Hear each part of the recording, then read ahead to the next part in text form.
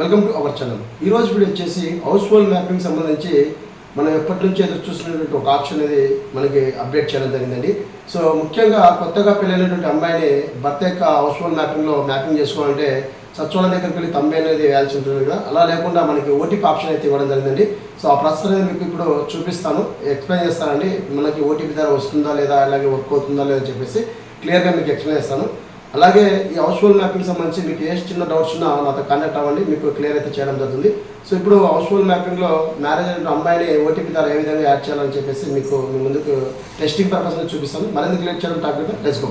Friends, సచివాలయం యొక్క login అయితే ఓపెన్ చేయడం జరిగిందండి. సో ఇక్కడ నుంచి మనం ప్రాసెస్ అనేది చేసుకోవచ్చు. ఇక్కడ మనకి అదర్ సర్వీసెస్ ఉంది కదా, సో ఆప్షన్ ట్యాప్ చేసినట్టే వరల్డ్ వెబ్సైట్కి అయితే రావడం జరుగుతుంది. సో ఇక్కడ మనకి జిఎస్డబ్ల్యూఎస్ అని చెప్పి 3 ఆప్షన్స్ అయితే ఉంటాయండి. సో ఇక్కడ నుంచి కొత్తగా మ్యారేజ్ అయిన అమ్మాయిని డైరెక్ట్గా సచివాలయం దగ్గరకు వెళ్లకుండా ఓటీపీ ద్వారానే మనం యాడ్ చేసుకునే విధంగా అయితే మనకి అప్డేట్ చేయడం జరిగిందండి. సో ఇక్కడ మీకు చూపిస్తాను క్లియర్గా. సో ఇక్కడ మనకి జిఎస్డబ్ల్యూఎస్ అని చెప్పేసి ఆప్షన్ ఉంది. ఆప్షన్ మీకు ట్యాప్ చేసిన వెంటనే హౌస్ హోల్డ్ మైగ్రేషన్ గ్రౌండ్ అని చెప్పేసి ఉంటుంది, మ్యారేజ్ గ్రౌండ్ అని చెప్పేసి ఆప్షన్ మీద ట్యాప్ చేసిన వెంటనే మనకి ఇక్కడ నుంచి భర్త యొక్క డీటెయిల్స్, భార్య యొక్క డీటెయిల్స్ అనేది తీసుకుని వెళ్ళాలి. అలాగే హౌస్ హోల్డ్ మ్యాపింగ్ చేయాలంటే మ్యారేజ్ సర్టిఫికేట్ అవసరం లేదండి. సో ఆధార్ కార్డు ద్వారానే మనం మ్యాపింగ్ చేసుకోవచ్చు.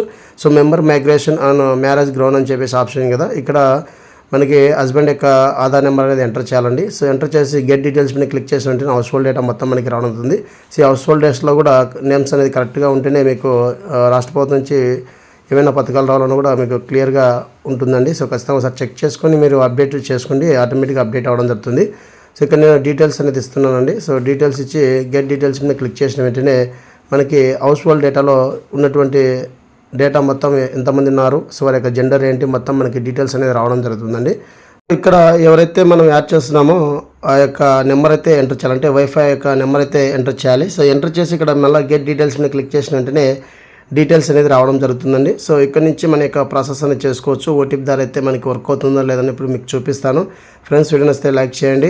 సో గెట్ డీటెయిల్స్ మీద క్లిక్ చేసిన వెంటనే మనకి డీటెయిల్స్ మొత్తం ఉంటుంది. ఎస్ అని క్లిక్ చేసి ఇక్కడ మరొకసారి ఎస్ అని చెప్పేసి ఉంటుంది. సో మీరు చేంజ్ చేయాలని చెప్పేసి సో ఇక్కడ మనం అంతా క్లిక్ చేసిన తర్వాత ఏ పర్సన్ కావాలి మనకు అని చెప్పేసి క్లిక్ చేసుకోవాలి. క్లిక్ చేస్తే ఈ విధంగా అయితే రావడం అవుతుంది.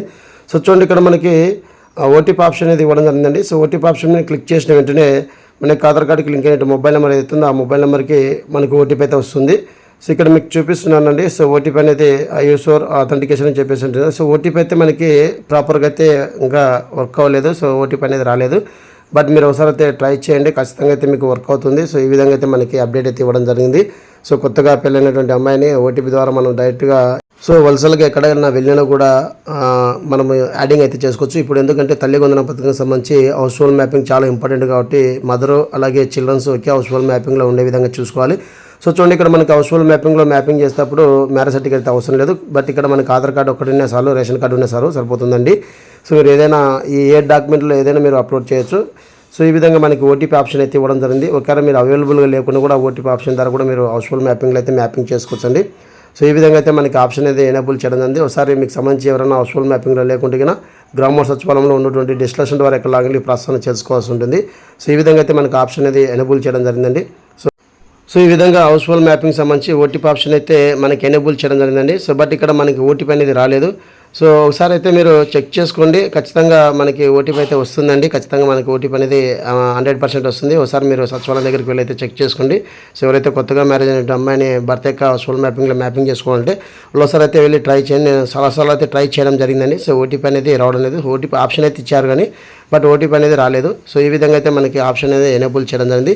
సో హౌస్ హోల్డ్ మ్యాపింగ్ సంబంధించి మీకు ఏమైనా డౌట్స్ ఉంటే నాకు కాంటాక్ట్ అవ్వండి. సో అలాగే చిల్డ్రన్స్ కానీ అలాగే మదర్స్ కానీ ఒకే హౌస్ హోల్డ్ మ్యాపింగ్లో ఉండే విధంగా చూసుకోండి. తల్లి వందన పథకం సంబంధించి మనకి అప్డేట్ ఇచ్చారు, లిస్ట్ కూడా రిలీజ్ చేశారు కాబట్టి ఖచ్చితంగా ఇద్దరు ఒకే హౌస్ హోల్డ్ మ్యాపింగ్లో ఉంటేనే మీకు తల్లి వందన పథకం అనేది ఇవ్వడం అయితే జరుగుతుందని చెప్పేసి మనకి ప్రభుత్వం క్లారిటీ ఇవ్వడం ఉంది. అందుకోసమే మళ్ళీ హౌస్ హోల్డ్ మ్యాపింగ్ సంబంధించి మీ ముందుకు వీడియోని తీసుకొస్తున్నాను.